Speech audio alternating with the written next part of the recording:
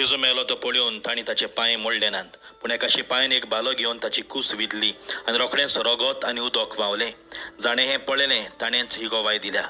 तुमी विस्वास दवरच्याक ताची गोवायकी खरी आनी आपूण सोत उलयता म्हूण तो जाणो. पवित्र पुस्तक अशें म्हणटा, ताचें एक पूण आड मोडचें नात. हें उतर खरें जावच्याक ह्यो वस्तू घडल्यो. पवित्र पुस्तक अशेंय म्हणटा, आसपास विधलेल्याक ती पळयतली. आयज आमी जेजूच्या काळजाची दबाजीक परब समरमता. जेन्ना आमी जेजूच्या काळजाचो तेस कोत्ता तेन्ना आमी म्हणटा, दुलोबा काळजा जेजूच्या, जा तूं म्हजो मोग. भोव पवित्र काळजा जेजूच्या, कोर म्हजें काळीज तुज्या काळजा सारकें. पळय बाबिण्यांनो, जेजूच्या काळजाची परब म्हणल्यार जेजूच्या मोगाची परब, जेजूची परब. जेजू मोग, जो कोण मोग कोत्ता ताचे सवें जेजूची येता. जाचे सवें जेजूची येता तो मोग कोत्ता. कोर म्हजें काळीज तुज्या काळजा सारकें.